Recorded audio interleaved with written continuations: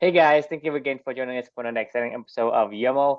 This is the Year of Magical Learning podcast. We are on Reflection 302 today, and today's book is Radical Candor. Yeah, no, I think this will be a fun one. So let's get started. So if you don't know what Radical Candor is, it's a book called Radical Candor, Be a Kick-Ass Boss Without Losing Your Humanity by the author Kim Scott. The idea is simple. You don't have to choose between being a pushover and a jerk. Using radical candor, avoiding the perils of obnoxious aggression, manipulative insincerity, and ruinous empathy. You can be kind and clear at the same time. Radical candor is about caring personally and challenging directly. It's about soliciting criticism to improve your leadership and providing guidance to help others grow. So radical candor, to Kim Scott, the author, is caring personally and challenging directly. Mm-hmm.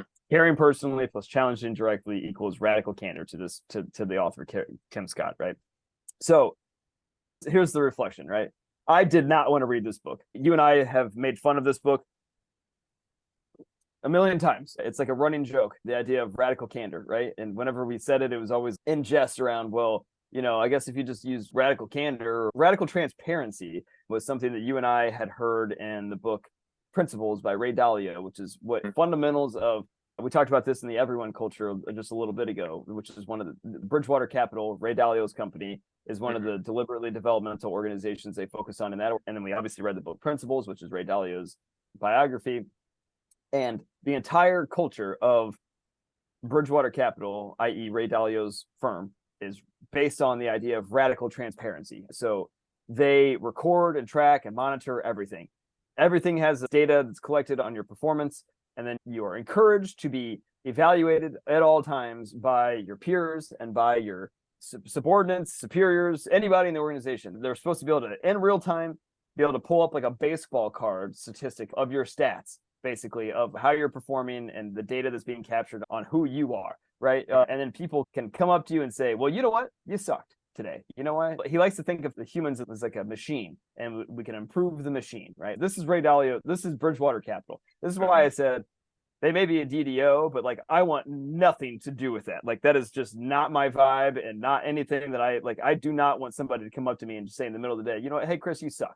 Like, and here's why. Like, I watched your presentation you gave, and here's 5 pieces of, I'm just giving you radical transparency. I'm just being radically transparent with you. Like, just wanted to make sure that I rated you and told you that meeting was a piece of shit, and you're a joke right now, and you got to do better. Like I'm gonna go rate you on this, and I'm gonna be like, fuck you. Hey, I had a bad day, or I don't really give a shit about what we're talking about. How about that? It doesn't even matter. I don't want anything to do with that culture personally. That does not mean that it is not a DDO, and that does not mean that it's not an organization that aligns around values and mission and purpose. It does. That's why you join the right culture. That's why you got to be a part of the right culture that's right for you. When I think of radical candor, you and I think, I don't know, you correct me if I'm wrong, but when I think of radical candor, I always thought of like the ideas of like radical transparency, which is like literally being able to say whatever you want to say to somebody just because it needs to be said. And regardless of whether you think it hurts their feelings or doesn't, or helps or doesn't, like just being radically transparent about who you are and how you want to show up. Like, isn't that what your general idea was of radical candor, transparency, whatever, all that stuff? I think it's been a while. I think I've been jaded by the concept of radical candor because, over the years, we talked about like being yourself. And a lot of times, whatever works for me, it works for me. Right. It probably most likely will not work for you. So if I tell you, Chris, this is the way you do it, I'm radically candor with you. Say, hey, you gotta do A, B, C, and D because that works. That's just the key to my house. Right. And to me, I've got to the point where I'm completely ignoring everything else that is in the world.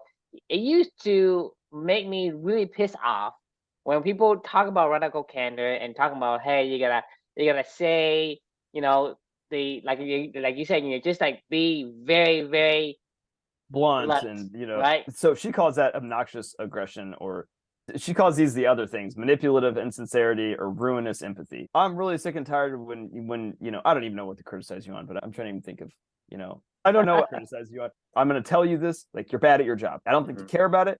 I don't think you don't execute on what you need to do. So I'm going to be radically transparent with you to say you are shit at your job, and I really don't appreciate working with you, and I think you can do better, or you must do better, or you can get the hell out of here, right? Like, this is what I want to say to somebody, but that would be obnoxiously aggressive. Like, you know what I mean? And or They're trying their best. Everybody's trying their best. This is why I hate this shit. Like, the Ray Dalio. I mean, even in the book itself, you say, hey, I'll get there. I got to give you my reflections. Your general sentiment around radical candor. So we had our own ideas of radical candor. That was what I was confirming. So we have this initial idea of radical candor equals radical transparency, similar kind of obnoxious aggression, like just telling people how you feel and what you think whenever you want to, and with no regard to outcomes that come out of that. When I hear the word radical transparency or radical anything, like whatever, anything with the title extreme in it or radical or whatever, like I tend to automatically just go, nope, it's not for me, because we worship at the Church of Balance, right? We are trying to be the best we can be and do a little bit of all the things we like to do. I do not want to be radical or extreme in any way, shape, or form. When I hear the word radical, I think extreme. Yes. All right. So all these factors go into play. You and I have been using this radical candor idea as like almost like a mocking sounding board of like everything that we don't want to be, right? And the clubbing culture, right? So, and that was the idea that I went into this book with. Before I read this, you and I had been having a conversation a couple of nights before, and we were mocking radical candor again and radical transparency, and we were saying like, God, that's hey, radical candor, it's okay. Let's just whatever we were shooting the shit about during one of our podcasts. And a thought occurred to me, and I was like, you know what? We make fun of radical candor all the time. I was like, I feel like I should probably read this book, just to make sure that I understand exactly what she means by radical candor, right? And just to make sure that I'm aligned, as we're making fun of something, because I know what radical transparency means, and I feel comfortable with making fun of Ray Dalio and telling people why that isn't what I wanted to do. But I did not understand what Kim Scott's vision of radical candor was. So I said, okay, I'm going to try to read this book. Color me surprised. After I finish this book, I actually agree with what she says is radical candor. Now, here's why. To her, radical candor is two parts. It is caring personally and challenging directly. So let's take these two things separately. From the caring personally side of everything, clubbing is all about meaningful relationships, right? It's all about understanding who somebody is, what they care about, and what they don't care about, and then being able to communicate with them based off of that lens in mind. So understanding the unique true who he is and being able to, care personally, right? Like I care personally about True in this culture. And anybody we bring into the Club culture in the future, like I will care personally about them. All of our Club Light members, I care personally about them deeply. I understand their lives. I understand what's going on. I understand what they value. I understand what's important to them, right? I really do care about them. And anybody that we've ever brought into this culture, like whether it be, Zach and Amber or Amanda or Snow or Blake or, it doesn't matter. Like, I don't know about you, but I care personally about those people. And I don't think that'll ever change, right? Because we spent a lot of time getting to know them on purpose, by design, and I care about them and I care about their life and I care about what matters to them and them having a fulfilling life.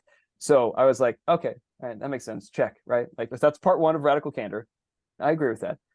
Part two of it is challenging directly. That is a literal core value of Clubany and myself, is challenge. Challenge the world around you, challenge yourself, question the world, and be direct about it. Don't be afraid about challenging the world around you. The more I thought about it, I was like, check and check. I 100% agree with the words radical candor, the idea behind radical candor. After I listened to this book, I listened to her message, and I understood what she was trying to say about radical candor. I think one of the biggest things that was throwing me off the entire time was the word radical in the title. And she actually addressed that in the book itself. And I was like, oh, thank God, because now I understand. She was saying radical. The reason why she purposely put this in there, how do you communicate to somebody? Not radical as in extreme. Like she was meaning radical as in novel and new, like just a new way to try to communicate with somebody versus the idea of radical, which is right in the title of extreme, right? She says the word radical, she means new. And she actually tossed back and forth whether or not to ever, because she knew that was going to like make this seem extreme, but she was like, that wasn't what I meant to say at all. Like she was like, I'm being crystal clear about this because a lot of people have that misconception about what I mean by the words radical. Ironically, I 100% agree with what radical candor is per Kim Scott, like, and her definition of it, how she wants to bring radical candor into the world and what it actually means behind it, right? We are actually in pretty much pure alignment on that. And as a matter of fact, I think Kim Scott's pretty awesome person, and I'm I'd be happy to have her, and I think she'd be a great Clubity member or something along those lines. Ray Dalio, not so much. Radical transparency is so different than radical candor. But here's the thing: is I literally judged a book by the cover, right? Like that is the reflection titles. Don't judge a book by its cover. I literally saw the words radical candor and saw what it meant to her. And you and I both did this. I mean, I don't care if this is your reflection or not, but you and I both have said, immediately like what our thoughts on radical candor were, is and was, and how it doesn't align to who we say that we want to be in Clubany. And the ironic truth is it couldn't be more of the opposite. It's exactly what we want to do here. It's just we hate the words that she labeled it as, right? On the cover of the book, but we didn't dive any deeper. So I'm glad that I read the book. I'm glad that I understand this a little bit better. And it was a good lesson for me of like, don't judge a book by its cover, right? Like dig a little deeper and see if there is a connection point between what somebody else is trying to say and go a little deeper. I'd love to get your thoughts. Well, I guess from that perspective, I have mixed feelings about the reflection in a way. Because for me, it's like, let's say I look at you and I look sad, right? What do you say when I look sad? You look sad. What's wrong, right? Something's Right, wrong, that's right? right? Yeah. So you judging me by what I show you, Sure.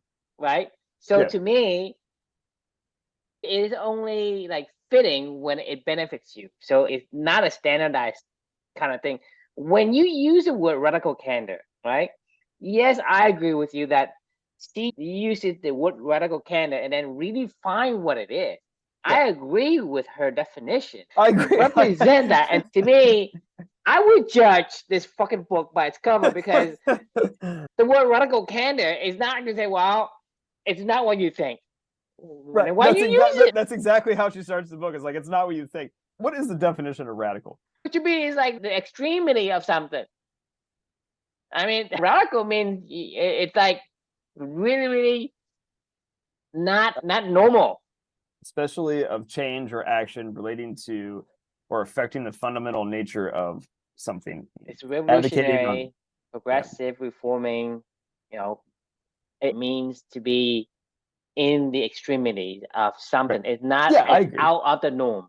You are on bell curve. You're either on the left side or the right side of that 5%, right? Right. So it's not in the norm. It's not in the normal distribution curve. That's what radical means to me. You're on the frontier of society, of the norm. That's what it means.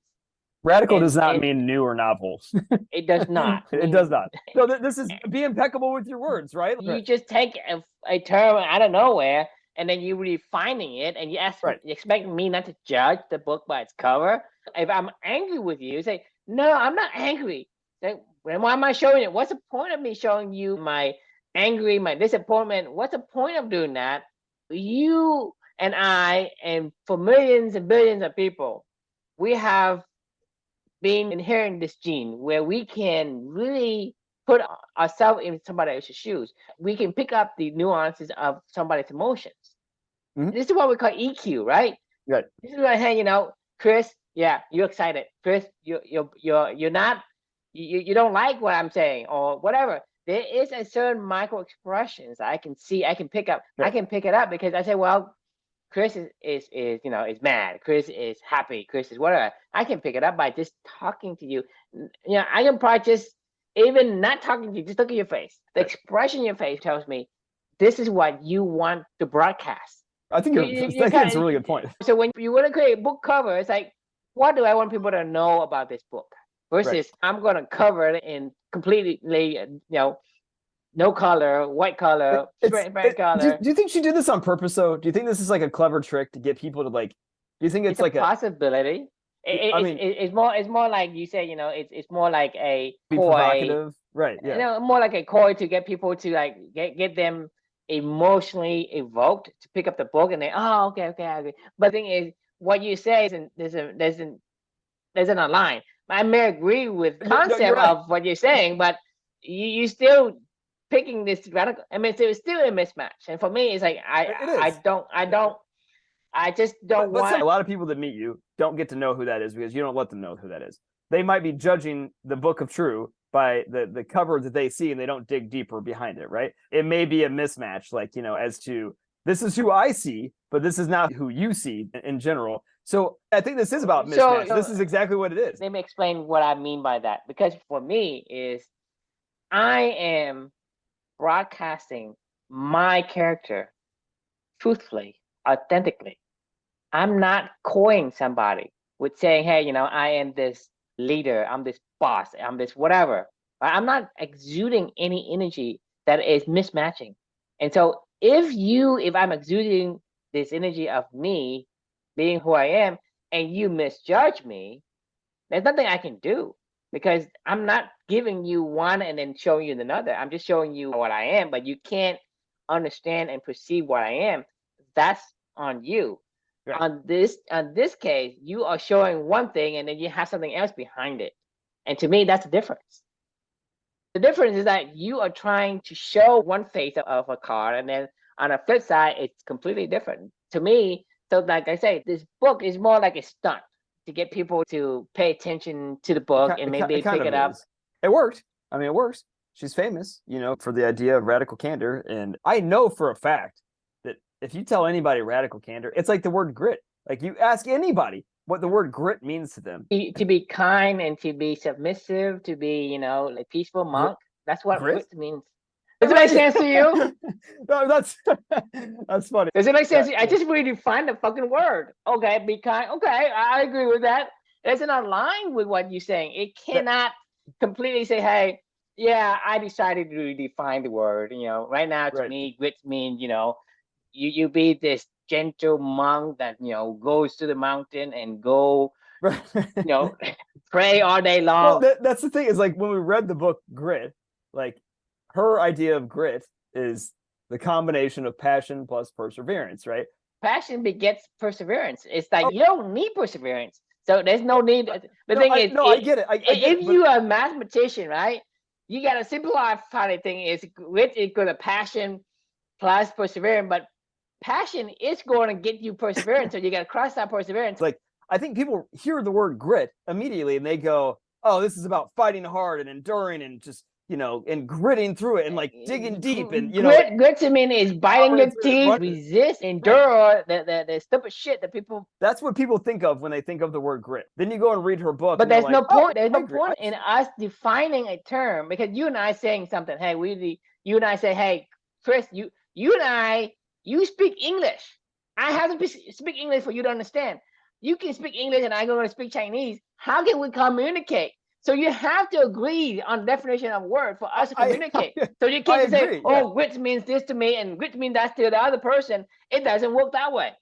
I had this argument on one of our Why Are You Yelling podcasts with my buddies James and James about the word addiction. You and I have been talking about this many times. We do not have a word in the English dictionary for positive addiction. It's like fragile versus anti-fragile, right? The book Anti-Fragile. There is no word for anti-fragile. So Nassim Taleb came up with the word anti-fragile and then explained what that means. You're reading a new word and you give a definition. Right. This one is you redefining the word that people have been used to for eons.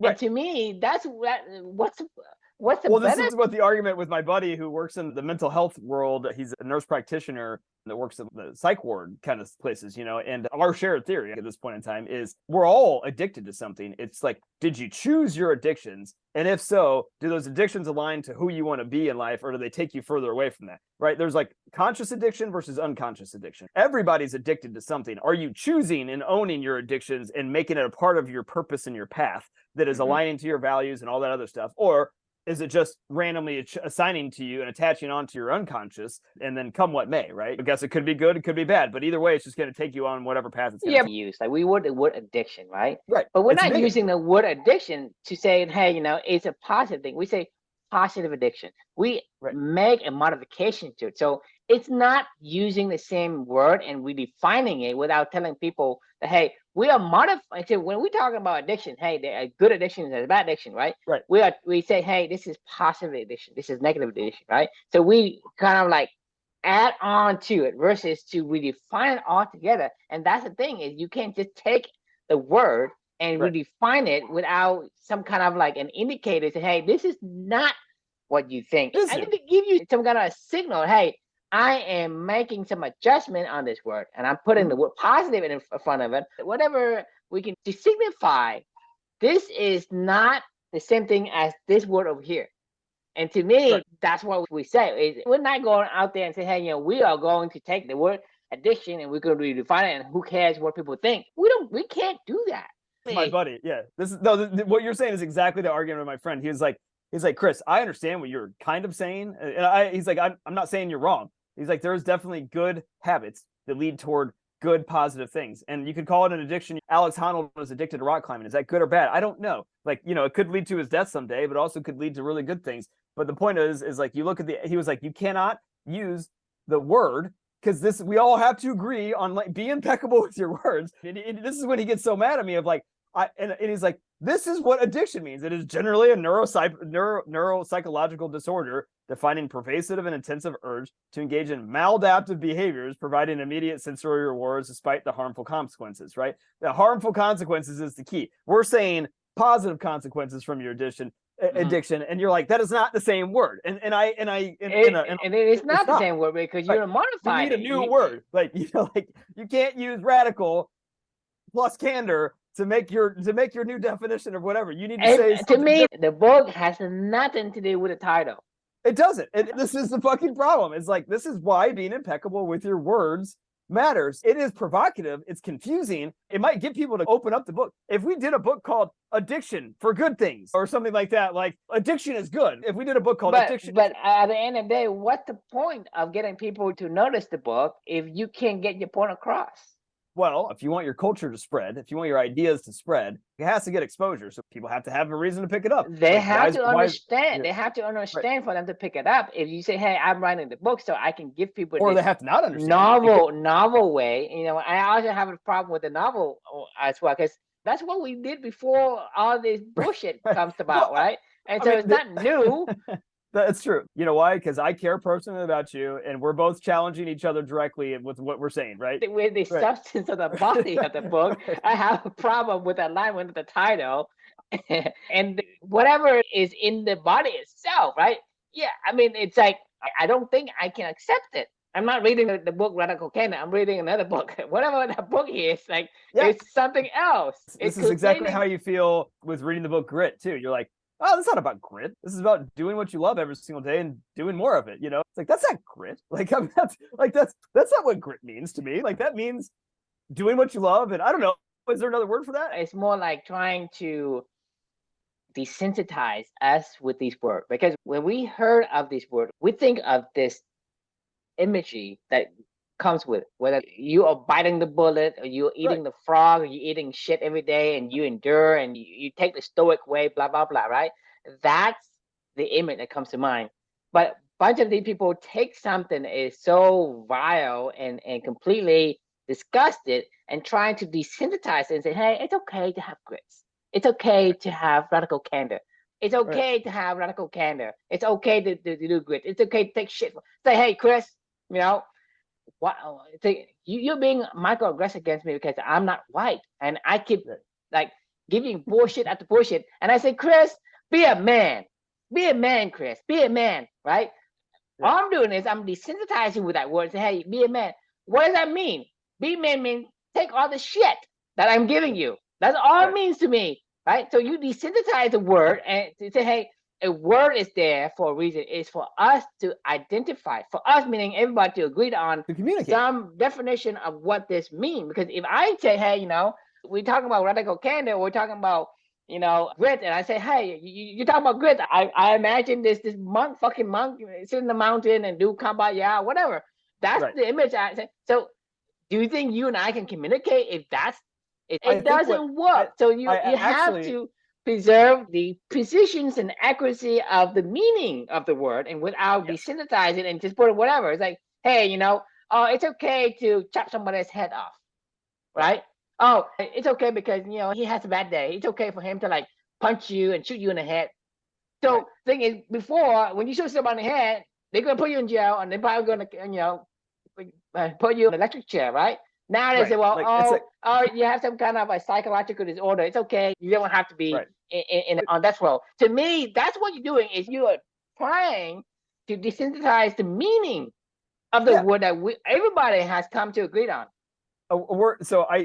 Two things come to mind when you said that. What if you called it like balanced terrorism, and you wrote a book about it, and you're like, wait a minute, what the fuck does balanced terrorism mean? And you're like, I mean, it's like thinking you ask the terrorist and say, hey, why are you doing this? Oh, because the guy's paying my family, take care of my family for the whole, for the life. Because if I go and I sacrifice myself and do with this kamikaze bombers or whatever, I'm doing this for my family. So it's okay. It's okay for you to I can take care of your family to go and kill somebody, right? To go and bomb the World Trade Center just because whoever, blah, blah, asked me to strap on a bomb. When I die, you know, my family's taken care of. I said, fucking you die. How do you know? All terrorism really means is caring about the people that you love the most and taking care of them and making sure that is, you know, your mission. You're a fucking hero. You're fucking you are saving your fucking family from properties and blah blah blah. Right? That's what you redefine the fucking word. Right. And to me, I have a big problem with that. Because like here's the bottom line for me with this whole entire concept is words matter. Be impeccable with your words. And like we all need to be able to communicate across the board. I'm going to throw out a number that I feel like is probably accurate, but I don't know. I bet you 95% of the people that use the word radical candor have never read this book. and they say radical candor to mean more like what Ray Dalio means of radical transparency, of just being like, hey, I'm just going to say how I feel, and like you're just going to have to deal with that. Like that's what I'm going to do. This is radical candor. Like I'm going to be radically candid to you right now to say, you know what, True? I don't fucking like you. And I think you do a bad, shitty job. And I think you need to get better at this stuff. You know what I mean? Like, I think that's what I would, 95% of the people out there, probably even more. I mean, probably 99%. Probably 99% of you. If you said the words, what does radical candor mean to you? And give me an example of how that would look in the real world. I guarantee they would probably say something similar to what you and I thought of what this concept was. What I'm saying is we as a society has established the meaning of words so that we can communicate with each other, so we understand what it means. When you say, hey, you know, radical candor, you and I have a very, very similar image. What it means to us. Yeah, otherwise, it's like you talking English and I'm talking German. It doesn't, you can't communicate that way because you're not receiving what I'm saying and I'm not receiving what you're saying. So how can we communicate? So it is important to have the definition be agreed upon by a society in order for us to communicate effectively. This is Willie Mammoth, right? You go left, I go right. Right. We're gonna get trampled by the fucking Willie Mammoth, and we won't be here. Our whole entire species is gonna be extinct. Right? If you say we have to communicate is the point. We have to have a shared form of communication. Have to call communication without the other person understand what you have just broadcast to them. I had this thought this morning, actually. I was Luca. I was changing him to take him to daycare, and you know, we're changing, getting clothes on, and I put these shoes on. I put his shoes on, and I was like, "Hey, you know, like here's your shoes." And he was like, "No, I don't want to wear those shoes." And I go, "Okay, well, what do you want to wear?" And he goes to his little shoe rack, and he pulls out these other pair of little white Nike sneakers or whatever, and they're like little Velcro things across. And I go, "Do you like those?" And he goes, "I like these." And I go, "Okay, let's sit down, and I'll put them on." So I put on his shoes. And 2 seconds later, he looks at me and he's like, "I don't want these on." I was like, "Do you not like those?" And he was like, "I don't like these." You know, so I put back on his other shoes. But the thought occurred to me of like, how does he know what like means? Because he said, I don't, how does he know what like or doesn't like means? You know, and I'm like, and I'm sitting there going, how did he like understand that or not understand that? Like, he just repeats back a word, but I'm walking out the door going like, how did I learn what the word like meant? Because I know what I meant when I said like. You know, do you like these shoes or do you not like these shoes? You know, and I'm like, how?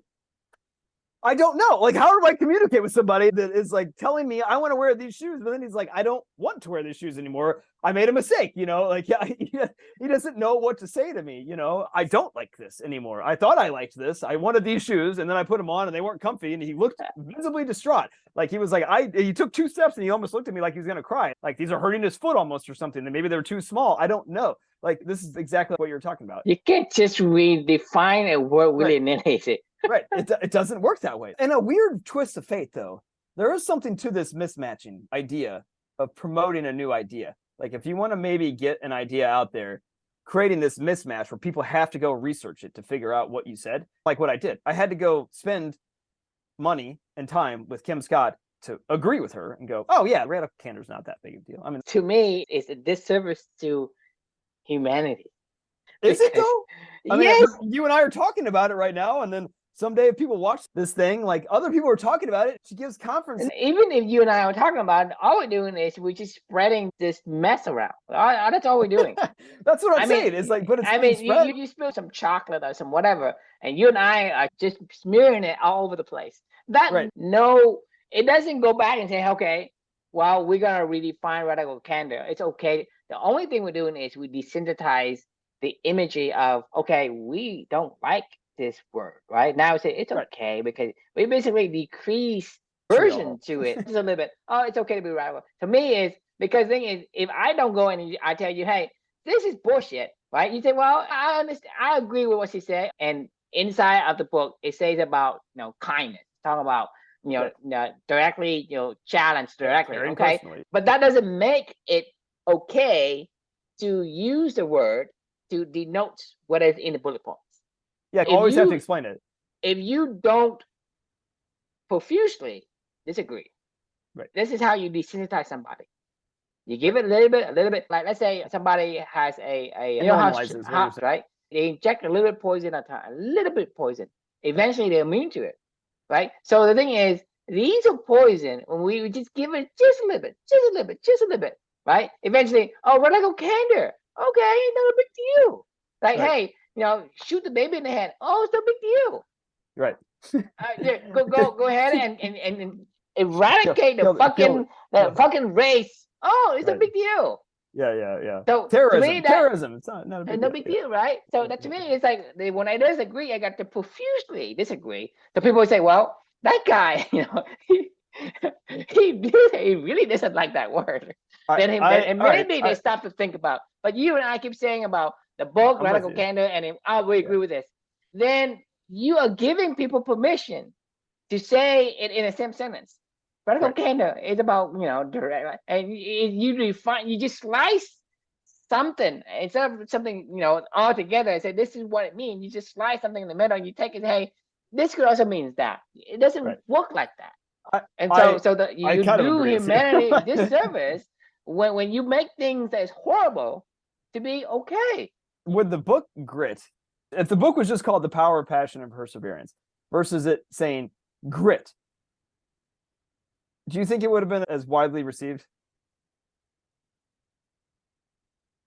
I think so. I think it's all matters of communicating and broadcasting the intent of what it is that you are giving to the audience. I'm saying get rid of this word. Get rid of these 4 big word letters. Okay. Well, and it just says Angela Duckworth, The Power of Passion and Perseverance. So I say do this. Do an A/B test. Do the word grit by itself. And do the power, passion, and perseverance by itself. And I guarantee you the other one will win. Grit has like meaning to me. Because people here, they know what the word grit means. Like they don't know what the word, the power of passion and perseverance means. I mean, I think they maybe know, but they know what grit means. But at the moment I see the word grit, Angela Duckworth, her credibility for me in my eyes just sunk to the bottom. So I would never read her book. 99% of people are completely in a daze in a society conditioning that they don't even know. They just eat whatever they got shoved in. And so for me, but she played on our cultural shit, man. The person is going to take the shit just because you say, well, because humanity has been used this weakness in humanity to get my book out.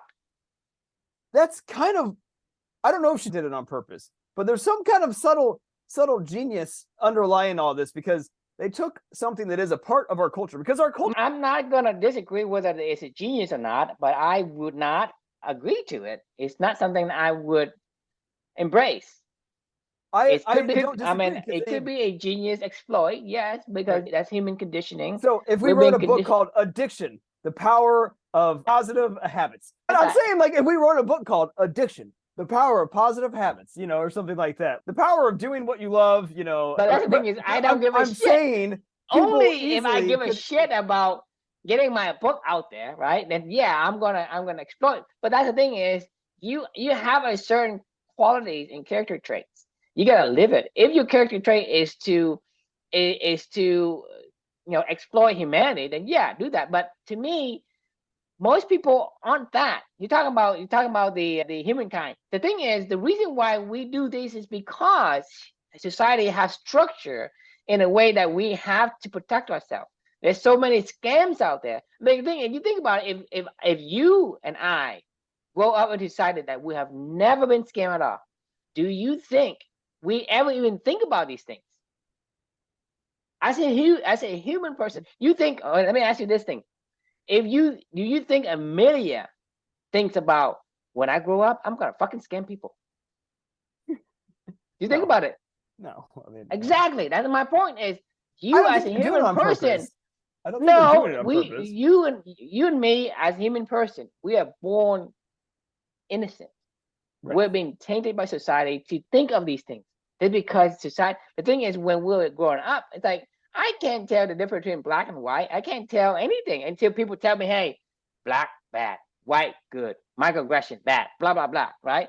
You've been conditioned for these things, but like Lucas, right? He doesn't know the word like means that I want it. He just say like mean I like it for some other time until he has enough reinforcement feedback for him to say, well, like mean, hey, I want to put it on, right? The definition can't eventually go talk about reinforcement learning. Is I say something, I receive a feedback to, oh, it's not exactly what it's. So I gotta narrow down the definition. Next time I ask my that Chris about, if I like something, and they say, well, this one you have to do it immediately. Oh, that means like means like, yeah, you want to act on it immediately. Versus like, I mean, yeah, I like that shoe for the for sports, or I like this shoe for weddings. Like, if you think about it, it's different. But until you get this feedback from the reinforcement learning, you won't really understand what the word like means. Yeah, I agreed. You're making me think of Made to Stick, that book, Made to Stick. Simplicity, grit, simple and profound. Unexpected. It's countercultural. They're like, we think grit means this, but it doesn't mean that. It actually means that's not how you use unexpectedness though. Unexpectedness has. So to me, it's unexpected. Everything has a pros and cons. You cannot be both short and tall at the same time. True. Huh? I'm saying you cannot be both short and tall. But if you could. You cannot be big and thin at the same time. But what if you could? But you can't. I know. Obviously gritty, and also so the thing is, not gritty at the same to time. Me, let's take the book, make this stick. Unexpectedness, counterculture, right? If it doesn't make sense, how the fuck am I gonna buy from you? Well, but the thing is, it does make sense. Radical candor means caring personally and challenging directly. That makes sense to me. It's to me. Well, how is that challenging? We're doing it right now. It makes sense. It's not hard to pick up the concept. No. The word radical candor means something to me. Challenge directly. Care personally and challenge directly. It has nothing to do with the word radical candor. Radical means extreme. Candor means like, I'm going to say what I think, what I mean, blah, blah. The quality of being open and honest in expression, frankness. But that's my point. You cannot make me embrace this, and I'm not going to be okay with you saying it and make me stay quiet, because I'm going to say, what the fuck are you saying, Chris? I don't understand you. I'm just saying. I am not easily peer pressured. Grit and radical candor kind of are sticky. They're simple, they're unexpected, they are concrete. But to me, both his books, I would never read them because just feel emotions. Well, it makes us feel emotional. About it. Yes, I don't disagree, but I would not trust it. Because you are basically saying one thing. You're exploiting my habits. Right. So if you are doing that to me, why am I taking advice from you? So the thing is, if you write a book to make money, okay, fine, you can do that. But, don't tell me to learn from this book and take the advice from you. It's meaningless because I can't trust you now. I have no credibility. Like I say, Angela Douglas, I don't know who she is. But to me, I would never read or listen to any of her talks, because the thing is, I have a first impression. And I judge that book by its cover. Right. Yeah, I'm not gonna say like no, I would never go listen to her talk, but I'm not going to seek her out and go listen to her talk or listen to her advice, because to me, I can go and read all the authors in the world to figure out, okay, this one's no good, this one's good. I have to judge a book by its cover, so that I only read the one that I think has some benefits to me. Otherwise, how much time do I have in the world to live for me to go through all the authors, all the books, all the shit they say? So I have to take the shortcut of judging a book by its cover. So don't tell me not to judge by a book by cover because you're the fucking author of something, right? Because I have to solve my own problem. Meaning, like, there are millions, even hundreds of millions, even billions of books ever printed, right? For me to go through all that in my whole fucking lifetime, that's all I do. I still wouldn't go through all of them for me to even figure, that's what that's meant. So for you as an author, and you want to get your word out, try to be impeccable with your words. I mean, you and I are doing the same thing. I agree. E equal MC squared. Right. Over the past 2 and 3 years, we are talking about different things, trying to redefine what we mean. And Right. for me and for you to learn, but also for people to understand what we say when we say what corporate means to us. Right. Integrity is one of our core values, right? So we want to make sure that we are saying what we mean and doing what we say. People fiercely disagree so that people don't mistakenly say, okay, radical candor is one of the things that Christian truth is okay with. We are not okay with radical candor. Me, it doesn't mean shit because they can say, hey, look at True. True is a white dude that's a movie star, right? Right. That is far from the definition of what true is. And that's what I say. So I can redefine myself like that. I thing is, you can't say, oh, I feel like, a white dude today that is, 6'5" and, it's NBA superstar. Right. I can't just feel like that. You can't change something. Or you can be. You gotta go. You gotta go. I gotta cut you off. All right. Okay. So the question we can leave with everybody. That was a fun conversation. I knew that was gonna be a fun one. Have your limited assumptions ever prevented you from finding new meaningful connections in the world? That was what I took away from this one. Question to think about. True can feel however wants to feel about that. That's fine. But we will see you all tomorrow, and thank you for joining, and have a great night. Good. See you. Good night.